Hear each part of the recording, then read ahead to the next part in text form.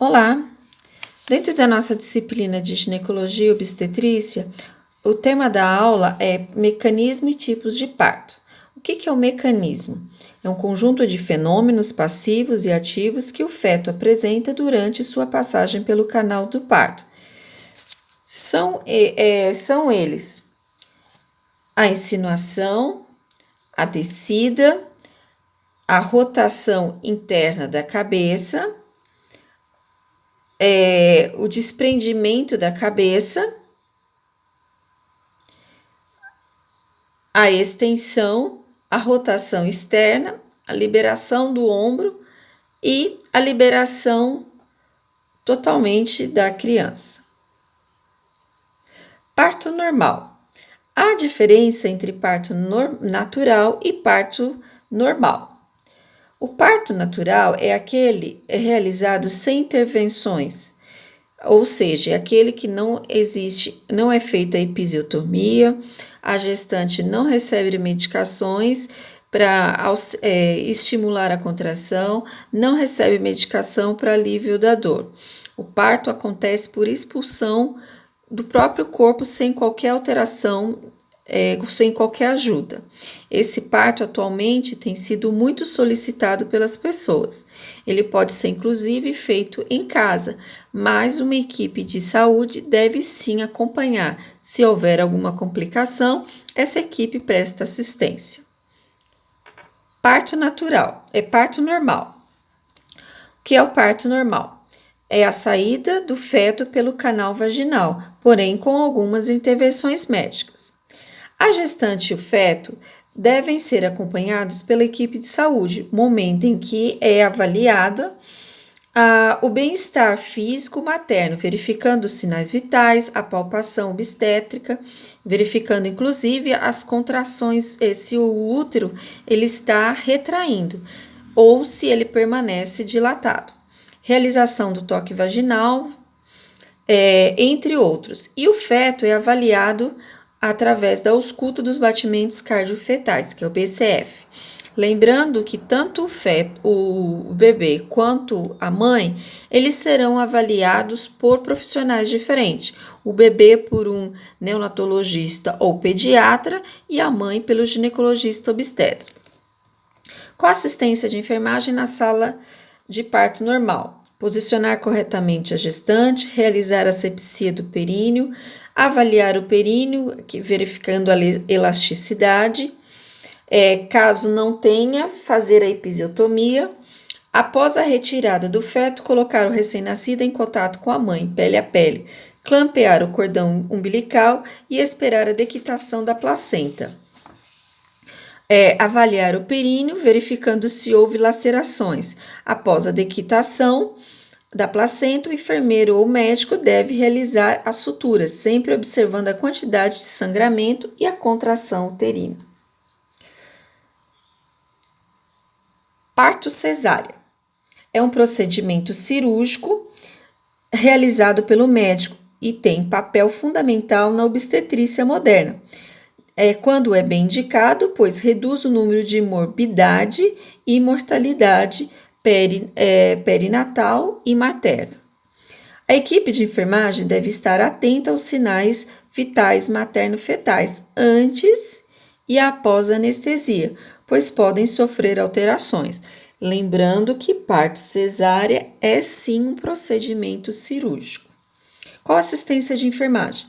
Posicionar a mãe, posicionar a gestante em decúbito dorsal, horizontal, realizar a asepsia abdominal. Depois da retirada fetal, aguardar a dequitação da placenta, que ocorrerá de forma espontânea.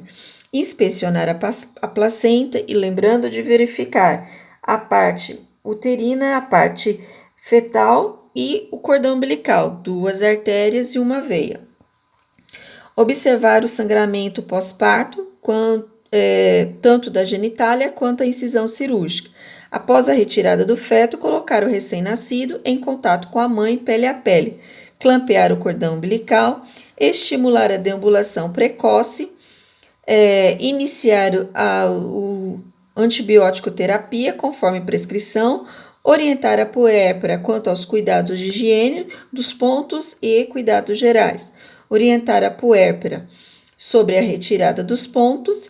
Solicitar para que observe a incisão cirúrgica e fazer todas essas orientações orientá-la principalmente que ela pode estar fazendo essa assistência em posto de saúde próximo à sua casa. Caso seja necessário, o médico pode pedir o seu retorno para que ela possa fazer uma avaliação pós-parto, que é muito comum os obstetras fazer esse tipo de orientação. Aí nós temos o parto fórceps, que é uma prática que colabora de forma efetiva e importante na realização do parto vaginal, tendo como principal função a apreensão, tração, ocasionalmente rotação do polo cefálico fetal e a correção dos assinclistismo, que é a simetria do crânio do feto com a bacia da mãe. Esse tipo de procedimento tem se evitado bastante, só se faz em casos extremos mesmo. Qual a assistência de enfermagem? Monitorar os sinais vitais da mãe e do feto, inspecionar o períneo em seguida, verificando se houve rupturas. Após a retirada do feto, colocar o recém-nascido em contato com a mãe, pele a pele. Clampear o cordão umbilical e esperar a dequitação da placenta. Avaliar o períneo, se houve as lacerações e após dequitação da placenta, começar a realizar as suturas, sempre observando a quantidade de sangramento e contração uterina. Distócia. O que seria distócia? A palavra distócia significa mau parto, parto anormal, parto difícil. Quando acontece a distócia? Quando a apresentação fetal está de modo invertido. Aqui está apresentando face, aqui a criança já está apresentando vértice, aqui ela já está apresentando da forma de nádegas e aqui de ombro. Quando há alteração, a gente chama de distócia. Em geral, são anormalidades do mecanismo do parto que interferem na evolução fisiológica do mesmo. A distócia pode ser do trajeto do objeto, que é o feto, ou do motor, que é a contração uterina. Repetindo, a distócia pode ser do trajeto do objeto, que é o feto, ou do motor, que é a contração uterina. Assistência de enfermagem. Solicitar apoio médico, porque aí há uma complicação, uma vez que o enfermeiro só pode conduzir o parto normal sem distócia. Providenciar medidas necessárias para estabilizar ou minimizar até a chegada do profissional médico. Acalmar a paciente e acompanhante de formas que continue encorajando. Monitorar sinais vitais, maternos e fetais. Lembrando que o parto distócia, ele passa de parto normal para parto cesárea, porque há complicações. Não tem condições de crianças nascerem nessa posição. Por isso, a necessidade do parto se tornar cesárea. Ok? Bom final de semana para vocês. Espero para a próxima aula.